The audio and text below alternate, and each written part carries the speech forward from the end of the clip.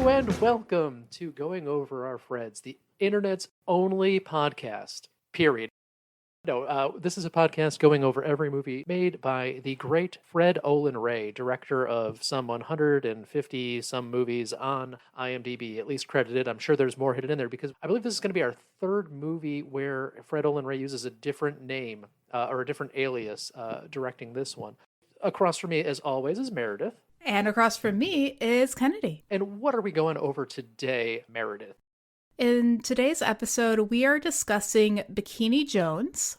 It's also known as Cruella's Castle. And this is part of a whole series of Cinemax movies called Skinemax movies, never officially, but pretty much by everybody. This is just, softcore porn. But is it really still at this point, Meredith, at least the version we watched?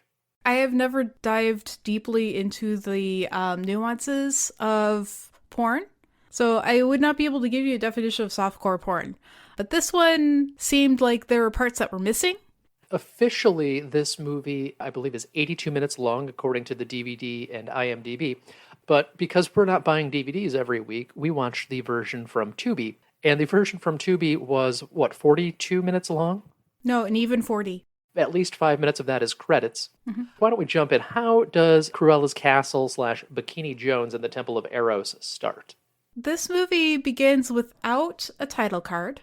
The movie gives us an extra long credits roll with what appears to be a poor quality GIF or GIF of flames as people's names come up. This movie is one that my husband watched with me. Shocking. Right off the bat, he was like, the kerning on these credits is terrible. And so kerning is the space in between letters that are printed or typed. Some lack of attention to detail there. I feel like these were probably slapped together by Fred Olen Ray himself. And I shouldn't say Fred Olen Ray. This is a Nicholas Medina movie who is a completely different person. Is that his alias? Yeah. Putting the credits at the beginning of the movie, I think Fred Olen Ray was a big influence on Tar, because Tar also begins that way, the Oscar-nominated movie. And with a GIF of flames? With a GIF of flames, stolen directly from GeoCities. Cool, I'll have to give that one a watch. I haven't been watching the Academy Award films.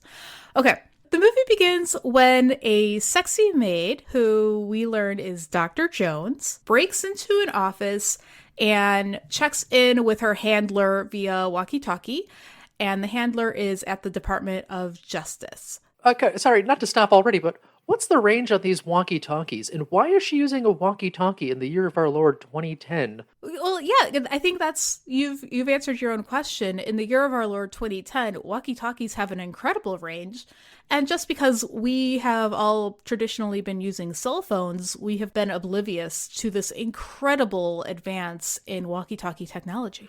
You got that right, and definitely it's a communication tool for discretion, because when you're sneaking into a place to steal something, you definitely want to use a walkie-talkie, the quietest of all forms of communication. So, Dr. Jones has identified a valuable idol, which is a small statue, right? And she must secure it both for her own research and also to keep it out of the hands of the enemy, which is not yet identified. Is she in a temple now? Where is this idol?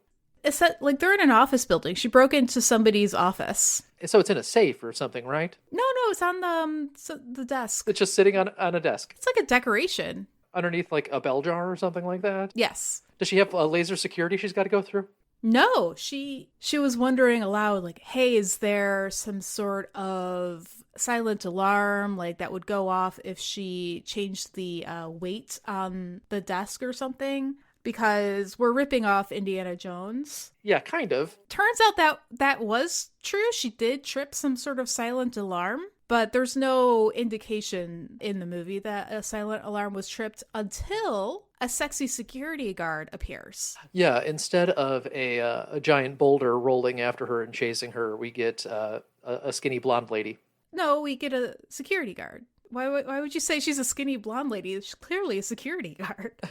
She's clearly holding Dr. Jones at gunpoint because despite being dressed as a sexy maid, the sexy security guard sees her as an intruder, right? And so this is clearly a reference to the psychological phenomenon that we see what we expect to see, right? Our expectations shape reality. So in the security guard's expectations, she expected to see an intruder, and only through conversation do they clear up this misunderstanding. And Dr. Jones refers to her sexy maid outfit as an indication that she has been cleaning this office building.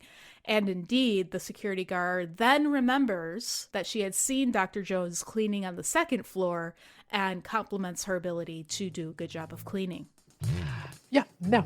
So the security guard asks her all the hard questions, then they immediately start making out on the desk, and then we hard cut away because all of the sex scenes in this movie have been cut out. Well, that did not prevent my husband from asking me at this moment, why are we watching a porn? You know, he grew up with the Mormons, so this is how Mormon porn is. It's like, oh, they start kissing, and then and then it cuts away to the next scene. Exactly. So we've cut to Dr. Jones delivering this idol to a guy named Martin at the CIA. So he's the handler. He was a guy on the other walkie-talkie.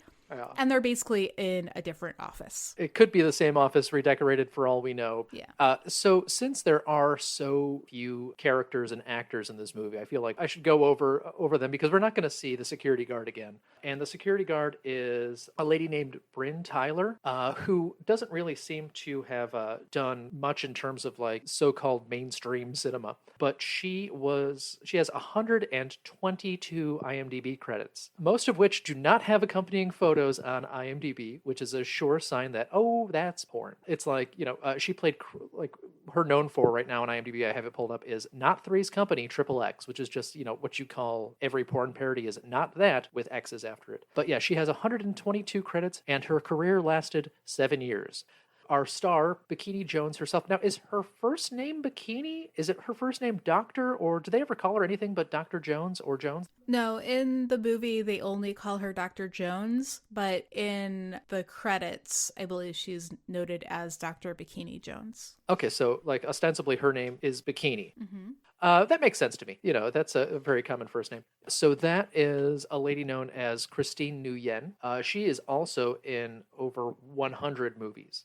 Some of these are a little bit more mainstream, like things you might find on Redbox or Amazon Prime. She was in everything from the Sharkensaw Women's Prison Massacre, The Devil Wears Nada, Bitch Slap, which I had to include because I was going through these like, okay, this one's just called Bitch Slap, sure. And she's actually been in a couple of like quote unquote legit movies like Get Him to the Greek, and she was in Dexter. But every time she's in something like that, she's playing like dancer or, girl giving a lap dance. And then finally, since we've introduced our third character to this movie already, that's a guy named Ted Newsom. He is a writer, director, and producer. I should say was. He died like a year or two ago. Of a bunch of like, 100 years of horror movies and that sort of thing. But he also shows up in a lot of these Fred Olen Ray bikini movies, which we'll go over all the bikini movies later. So that's pretty much all you need to know about Ted Newsom is he plays an authority figure in bikini movies. He's kind of like this hanger-on figure in the world of B movies. A bikini specialty. He's a bikini specialty, yeah. So later on in the movie, I'm going to go through all of the bikini movies, at least by title, of Fred Olen Ray, because there are a surprising amount. Nice. He went through a bikini era. So Martin, in this scene, indicates that the idol contains somehow the location of the Temple of Eros. And the Temple of Eros contains the tiara of Aisha. Furthermore, whomsoever possesses the tiara of Aisha becomes the ruler of the Empire of Moronica. Yes. So this movie is really subtle in its parody, right? Well, it's clear. And unlike Alienator, Bikini Jones has a clear plot and goals for everybody, and everybody seems to be on the same page. So I did appreciate that. Like, we gotta decipher the idol, figure out where the temple is, get the tiara, and the tiara is the goal, the MacGuffin of the movie. Got it. Easy to understand. Okay. And everybody's on the same page. Like, they all know what they're doing. Mm-hmm. Like, yeah. Meanwhile, a woman named Evilla Cruella, who is wearing a jeweled bikini top, instructs her henchman, whose name is Drago, to go find the idol and deliver the idol to herself. She claims that it is her ancestral right to have that idol, despite having been raised in Hoboken, New Jersey. Yeah, Hoboken, New Jersey. Hoboken is the punchline of like 3 almost jokes in this movie, and I'm here for it. Veronica is a reference to Three Stooges shorts that was featured in one of the Three Stooges bits. Right. And I read online like, oh, we don't know whether or not he is actually, referencing the Three Stooges or if it's just a coincidence. But then in the credits, somebody is credited as Curly Joe. So clearly Fred Olin Ray is a Three Stooges fan, because otherwise you're not going to have a Curly Joe listed on your random credits. Yeah, I think there was also a Shemp in the credits as well. Oh, okay, yeah, that's like a proud Sam Raimi tradition, putting Shemps in the credits too. So wait, hold on. We're stuck. No, we're stuck on Evilla Cruella. Like Evilla Cruella. Yeah. So wait, is that our villain?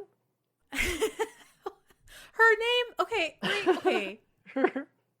I mean, I guess it's no less subtle than Cruella de Vil, but it is a nod to Cruella de Vil. But why aren't they doing another nod to the Three Stooges with her name, or a nod to Indiana Jones? Yeah, no, it's just what they came up with on that Saturday afternoon that they wrote the script. So Evilla Cruella is the closest thing this movie actually gets to becoming an actual porn when you watch it on Tubi, because you can just completely see through her jeweled bikini top. Yeah. And she is played by the 2007 Penthouse Pet of the Year. I know you keep track of these things, Meredith. And she tried to make some legitimate movies too.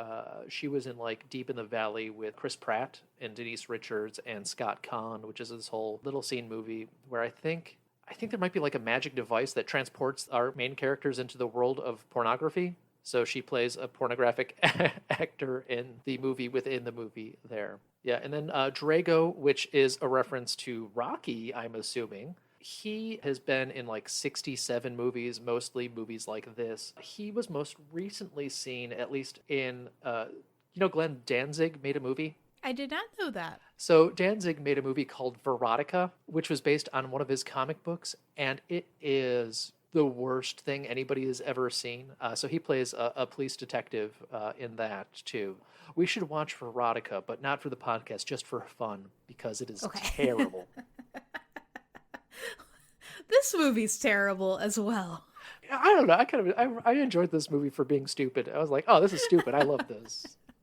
All right. I'm going to stop derailing now. Go on. All right. So the movie goes back to Dr. Jones, right? So she has recently gotten out of the shower to find a woman named Carol Summers in her home. Can we just say like, oh boy, I need a shower. Cut to her getting in the shower, and then immediately she's out of the shower. I was like, yeah. I think there was probably a scene there.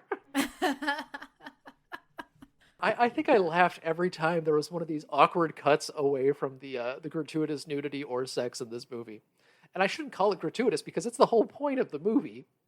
So it's weird watching a movie with its point cut out. It's like watching a Bruce Lee or a Jackie Chan movie without any of the action set pieces. You're just watching it for the plot.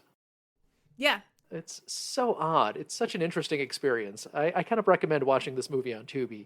But anyway, we're still in the first act, maybe? Who knows how far into the movie we're in, because, again, it's only 35 minutes long, so... Well, it got the job done. She's clean, right? And in a towel. So Carol Summers is from the Department of National Antiquities.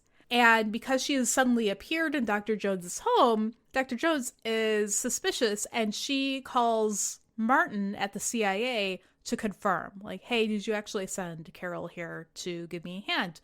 Martin says, yeah, Carol's a great cipher, and she's going to be a really great asset to you.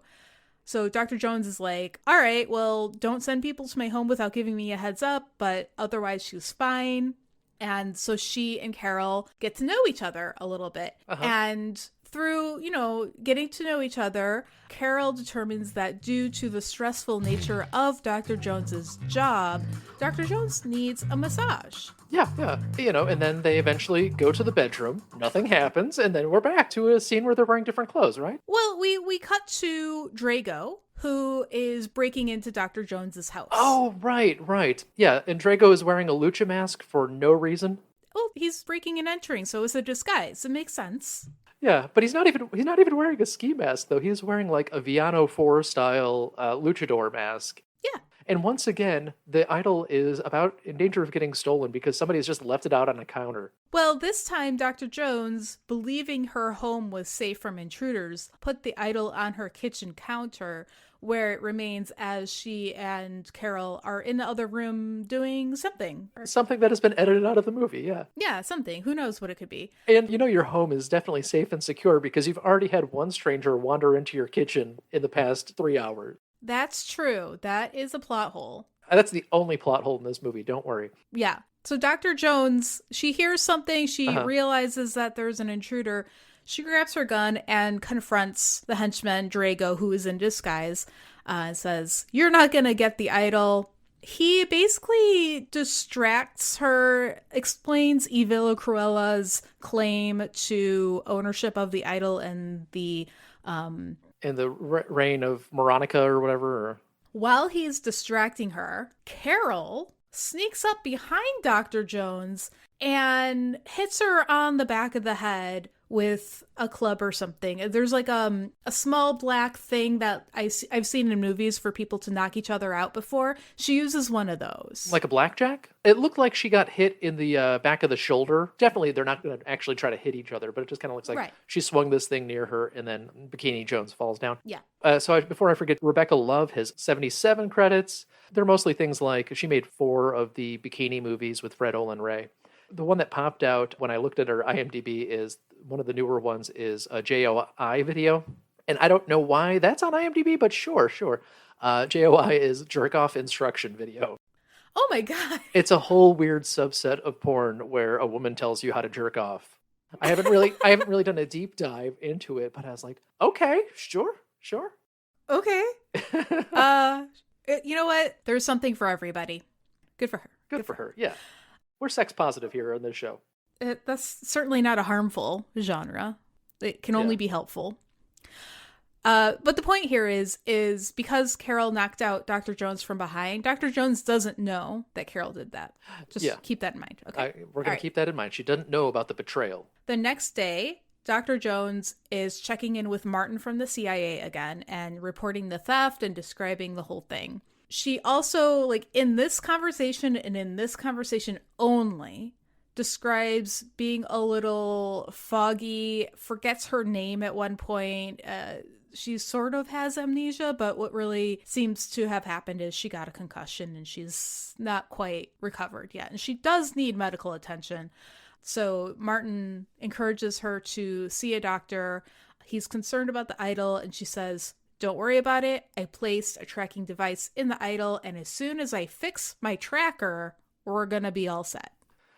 So we kind of tiptoe into a whole other fetish of bimboization where our main character briefly gets stupid. Yeah, I think it's the weakest part of the story because either she has amnesia or she doesn't. Yeah. But you're right. They're trying to have it both ways. Okay. So meanwhile, Drago and Carol deliver the idol to Evila Cruella. And surprisingly, Evila is displeased with them because they have not yet decoded the symbols on the idol to determine the location of the Temple of Eros. Man, Draco's got to do everything. Yeah, I know. But I think this is playing up Evila's claim to that throne because she is pretty dumb, at least in this respect. Evila orders Carol to return to Dr. Jones to collect further intel. And then when Carol leaves, Evila promises some type of reward to Drago for his efforts, but we never really find out what that reward is. I think it was just a gentle caress, and then they cut away, right? They went into a different room, and we moved on to the next scene. They must have spies in the Bikini Jones organization to realize that Bikini Jones doesn't know that Carol turned on her. Unless, they're just taking it on faith, but, good for them because it works out in the end. It works out. It works out. So we go back to Dr. Jones. She is attempting to fix the tracking device. It's a piece of electronics. And Carol comes back into her home. Dr. Jones accepts the story that Carol has cooked up, saying that, she had been kidnapped. Dr. Jones is like, oh, yeah, okay, it's totally believable. Yeah. Then Mark 10 from the CIA arrives to help Dr. Jones fix the tracking device. So he's good with electronics. I like Mark 10 is kind of a great parody name. Like, yeah, I enjoy that one. So Mark 10 is played by a guy named Billy Chappell, who's in 54 movies like this. A couple of the Bikini movies that we'll get to. I'll get to the full list at the end. He's also in a movie called Shark Babes. I don't know why there is a whole subsection of shark-related pornography, but okay. And then a movie called Scared Topless, which I've just taken out some of the highlights of these IMDb credits. So Mark 10 and Carol set to work to fix the tracking device while Dr. Jones leaves to go get her head checked out. Okay, remember, she's got this concussion. She's a little foggy sometimes. Mark 10's got the tracking device covered. Carol surreptitiously is interested in the outcome of the tracking device situation. Okay, so they're separated. Yeah, exactly. At the doctor's office, Dr. Jones meets with a physician and describes how she got knocked out. The physician's name is Dr. Xavier, but we know as the audience that this is Drago. Yep. So see, that lucha mask paid off because if she had seen him before, she would recognize this doctor immediately. Exactly. So see, this movie is smarter than I give it credit for. So Dr. Xavier, aka Drago, listens to Dr. Jones, unlike many real doctors and their female patients. So good for him. Yeah. He gives her a pill, which is almost immediately effective. Yep. But instead of curing her concussion, really, it makes her euphoric and extremely horny. Yeah. I don't even know what kind of drug that could be, but okay. And then we cut to another scene because reasons. I think he was going in to examine her, more thoroughly, but we'll never know because it cut away. Yeah, we'll never know. I want to point out, for the rest of the movie, she no longer has any moments of fogginess. So whatever happened there seemed to have worked. Oh my God, yeah. It makes you euphoric and horny, and it cures your concussion. Right? Isn't this like a extreme medical breakthrough? Maybe Villa Cruella's organization should rule Moronica. They seem like they're pretty capable. Okay, so Dr. Jones is in the hands of Drago. He's got her. So we cut back to Carol and Mark 10. Mark 10 has fixed the tracking device and informs Martin that the idol appears to be headed to Moronica. His goal now is to intercept the idol. He wants to wait for Dr. Jones. He doesn't know that Dr. Jones has been kidnapped. Carol wants to delay Mark 10 from informing Dr. Jones that the tracking is working now. And so Mark and Carol pass some time together doing something. Yeah, something that we cut away from, and we'll never know what happens. We do see Carol's bra, which I recognize that bra. That is a high-quality, expensive bra. Well, I mean, have you seen what she's packing? She needs high-quality, expensive stuff to keep those in check. Like, yeah, so clearly she, the costume department on point is probably her own equipment, which, good for her for that investment. So after we cut away for like a little bit, Mark 10 reveals that he knows that Carol's an imposter. He still had sex with her anyway. Did they? I think they just passed some time together. They probably played Scrabble. So anyway, he leaves her there and he's like, I'm out. He's headed to Moronica. Yeah. We cut to Moronica. We're there now. Maybe it's an island. I don't know. But Drago has Dr. Jones on a leash. Drago dressed up Dr. Bikini Jones as Indiana Jones because she's wearing completely different clothes than when she was kidnapped, and she finally is dressed like Indiana Jones, including the hat and everything, for no reason. Drago has some fashion sense that we don't know about. Yeah, maybe he just likes to play dress up. Because of strict gender roles, he wasn't allowed to play with dolls as a child. So now he gets to with women that he's drugged and made horny. Yeah, so for some reason in the land of Moronica, there's just the cheapest CGI dinosaur you've ever seen in your life. It is adorable, and I love him. But yeah, there's dinosaur here for reasons. And we're just at the castle that has the tiara. Like, no one really had to decipher anything. We're just kind No, of... no, no, no, no. That's not true. Okay. There's more plot. Oh, there's more plot. I'm sorry. Okay, Yeah, you're skipping ahead.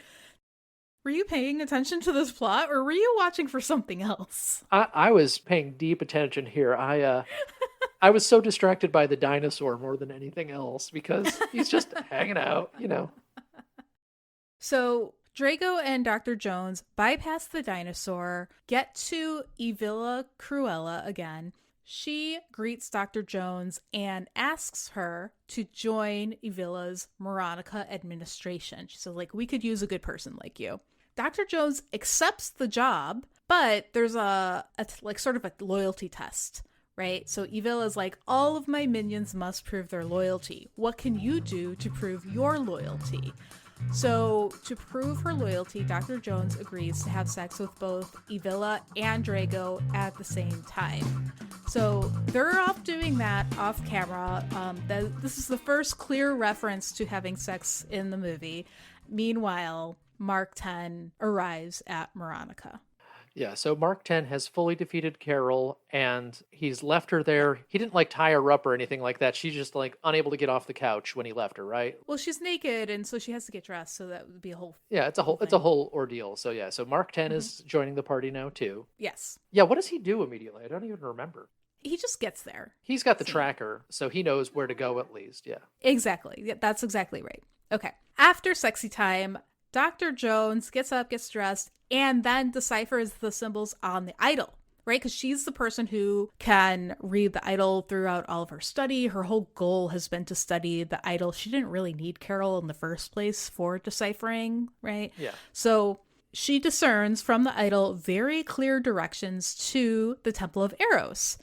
So she, Evilla, and Drago then head out to go to the temple, but on the way, the dinosaur rears its head and Dr. Jones gets separated from Drago and Evilla in trying to run away from the dinosaur, and Mark 10 intercepts Dr. Jones. He's like, oh, I've got you. I also I have the tracker, blah, blah, blah. So now Dr. Jones and Mark 10 are together. That's good.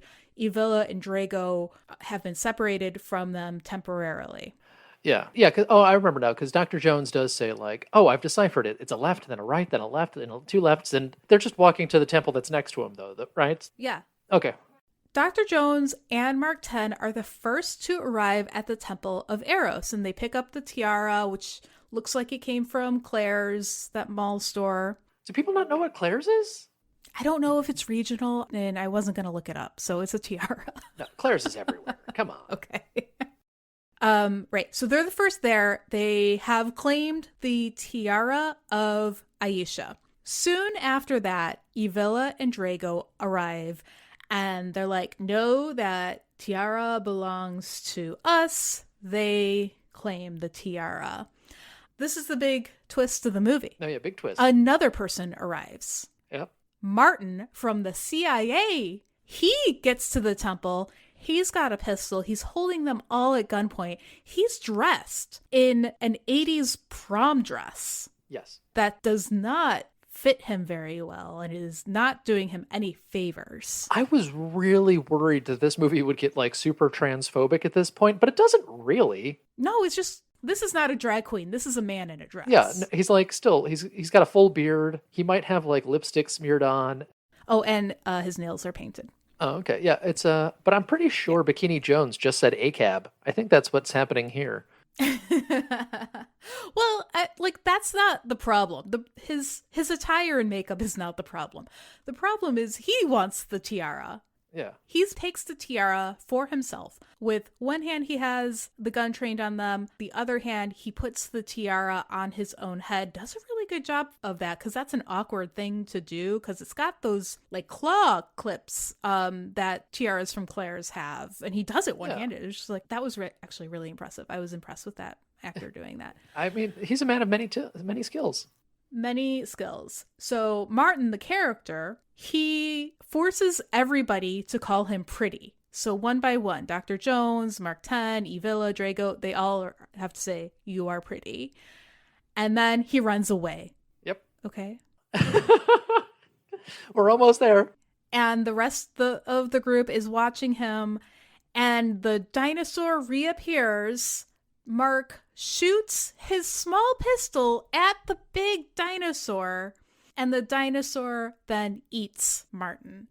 So now the dinosaur is the ruler of the Empire of Maranica. I don't know if the tiara works that way. I don't know if you have to wear it. Can't eat it. We haven't explored the tiara. Okay. His GI tract, the dinosaur's GI tract, is now the queen of Maranica. Yeah, exactly. So our foursome, Evilla, Drago, Dr. Jones, Mark 10, are all just kind of staring in shock. They're like, oh, I guess being the ruler of the Empire of Maranica is off the table. But Evilla and Drago realize, well, it's going to come out the other end. So they run off to follow the dinosaur because they want to get the tiara when it comes out the other end. Meanwhile, Dr. Jones got what she wanted. She wanted to study the idol, and she did. She deciphered the symbols, did the whole adventure. She's like, I'm all set on this. And then Mark 10 and she kiss, and they have a happily ever after. She completed her arc. Perfect ending, no notes. Perfect ending. Yeah, the villains are waiting to search through poop, and two characters who have barely interacted are a couple now. It just is so weird watching one of these movies with all of the sex stuff cut out. It's strangely charming. It is like watching a sketch of a movie, like a Saturday Night Live version of a movie, like truncated down. There was no filler. Yeah, I mean, everything we watched was filler, or there was no filler. It's a weird kind of line that we're riding. So I have a list of Fred Olen Ray movies that have bikini in the title. And when I first just did a search on IMDb, I found 15 bikini movies, but then I realized that one of them was bikini spelled out as an acronym with periods in between. So there's really 16 Whoa. to go into here. They stopped pretty much in 2012, so I think we're done with the bikini era of Fred Olen Ray. He might jump back into it. And one final note, I also wrote a note whether or not Christine Nguyen is in these movies. Because if she's not in the movie, Ted Newsom's in the movie. And if Ted Newsom's not in the movie, the guy that played Drago is, or Rebecca Love is. It's like one of them is in almost all of these movies. So we have the Teeny Weeny Bikini Squad in 2012. No Christine Nguyen. Bikini Time Machine in 2011. No Christine Nguyen in that too, which is sad. We've got 2011 also brought us Bikini Warriors. And then we finally get one with Christine Nguyen, which was this one in 2010. This is Bikini Jones and the Temple of Eros. Then we have Bikini Royale 2, which came out in 2010. No Christine Nguyen in that one. Her character might have been killed off in the first Bikini Royale. We'll have to see. And then also in 2010 is Bikini Frankenstein. Yes, he has made Billy Frankenstein and Bikini Frankenstein at about the same time, too. So it's a nice compare and contrast. And then we jump all the way to 2008 for Bikini Royale, and that one does have Christine Nguyen. And that has its own there's like a whole other character. Beverly Lynn plays someone named Tanya X in these Casino Royale movies. Maybe she's Tanya 10 like Mark 10. I'm not really sure because Mark 10 was Mark X. So then we jump all the way to 2007 for The Girl from Bikini, and that is our acronym. That is BIKINI. And goddamn, I want to know what they came up with to make it spell out bikini like that. I hope they did something stupid. Then 2006 brought us the film Bikini Pirates. We get another one with Christine Nguyen in there, and that's Bikini Girls from the Lost Planet. Then 2006 also brought us The Ghost in the Teeny Bikini, and Christine Nguyen is also in that one. The Bikini Escort Company is in 2006 as well. 2005 brought us the Bikini Chain Gang. That one just seems more exploitative to me. I don't know. Bikini Chain Gang, there's no fun to that. 2004 brought us Bikini A Go-Go. 2003 brought us Bikini Airways, assuming they had a terrible airline set. Oh, and then the final one, not counting all the alternate titles, is 1995's Bikini Drive-In. Thankfully, that one does not star Christine Nguyen because she would have been 15 years old at the time. Thankfully, we haven't had to cancel Fred Olen Ray yet. So I would just like to note that in 50 years, Stanley Kubrick made 13 movies. And Fred Olen Ray has made 16 movies just with bikini in the title. So, I mean, come on, who's the real master here? Yeah. In order to excel at your craft, you must practice your craft. I mean, he's way closer to 10,000 hours, is all I'm saying. Yes, that's true. Speaking of craft, what did you think about the production value of Bikini Jones? Oh my God. See, it's hard because it is intentional. No one gives a shit. I would love to give it a higher score because it's so charming with the terrible, terrible 1990s webpage flames in the beginning and the bad kerning. I want to say 3. Like, everything was just as dirt cheap as possible, but I've seen worse. But, whatever. It's a 3. Yeah. We'll give it a 3. It's fine. All right. What about sense making? This is about a 4. Like, it makes as much sense as it needs to, but it kind of purposefully doesn't make sense because it's like a half-hearted parody movie. So you can't really fault, like, The Naked Gun for not having a plot that makes sense because it's the intentionality. But still, we'll give it a 4. What the fuck? Why not? Okay. What are you thinking about effort there? I'm going to say 7. Like, why not? I think Christine Nguyen is really charming in this movie. Like, I don't think she's a particularly gifted actor or anything like that, but, she's super likable. The men are all super cheesy and just kind of interchangeable Ken dolls, but that's kind of their part too. I think Yvilla Cruella does not have the ability to act in her, like, there's no acting ability in her body at all, right? Like, but she tried, She tried her hardest, though. God bless her. Yeah. Bless her see-through top. Yeah. How about entertainment value? So part of it was, I think I laughed every time they cut away from the sex scene or the shower scenes. And it's only 35 minutes because it just immediately cuts to credit. This is like a 9 for me. I really enjoyed this. No, this is really interesting. I don't think you've given a 9 before. So what do you think would have tipped it over to 10? I think it would have to be a slightly better movie to tip it over to a 10. Even the Fred Olen Ray movies that I like have scenes that are just boring filler of like 2 characters who are barely characters talking, or people wandering around the woods, or, Treat Williams going up and down the same staircase 11 times. And this one's just like, fuck it. We're fine. We'll just do this. There's always something happening, and it's always so dumb as to be entertaining. And there is a CGI dinosaur for no reason. And it doesn't even make an attempt to parody anything specific about Indiana Jones other than her being in that costume for about 2 minutes until her hat blows off and then it's done. And having an idol that's vaguely shaped like an Indiana Jones idol, but more shaped like that thing from the Nickelodeon game show. I never watched Nickelodeon. I didn't have cable growing up. I forget, you're poor. But it looks kind of like if you were at a tiki bar, what they're trying to imitate when they give you a mug that's carved in a stylistic way. Yeah, it looks like a tiki that was spray painted gold. Yeah, so there was a show called Legends of the Hidden Temple. And there was like a tiki god in that. And that's kind of what the idol looks like. Yeah, it ran from like 1993 to 1995. So it'll pretty much only be remembered by older millennials / very young, pretty much older millennials and young Gen Xers. Right in that sweet spot. That's our key demographic here anyway, So remind me of what we're watching next. I think it was a Steven Seagal movie. So I think it's gonna be our last movie of the season, and then we'll do a wrap-up episode. Yeah, our next one is going to be Steven Seagal in his 1990s Penn Jillette body. I know nothing about this movie other than it's on his Fred Olen Ray's Known For. Okay. Do you want the official title? Sometimes we tease it, and sometimes, Yeah, give me the official title. The official title is called Sniper Special Ops. It's available on Freevee, and it stars Steven Seagal and Van Damme. That's right, Rob Van Dam. Amazing. I cannot wait. It's going to be the best. I swear it. I'm sure it won't be at all war propaganda or anything like that.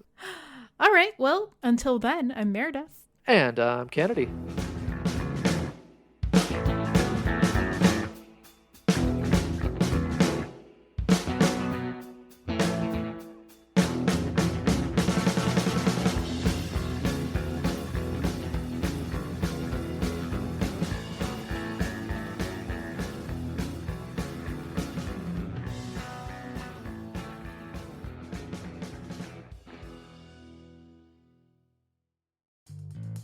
Going Over Our Freds was created and produced by us, Michael Kennedy and Meredith Halsey. Our theme was composed and performed by Justin Nozick. Find more music for him at Bandcamp. Search for The Plague Physicians. Artwork by Michael Kennedy. Special thanks to everyone who helped make the season possible, including the friends and family who let us watch these movies instead of this year's Academy Award nominees. And thank you for listening. If you'd like to hear more from us, subscribe to Going Over Our Freds on your favorite podcast app.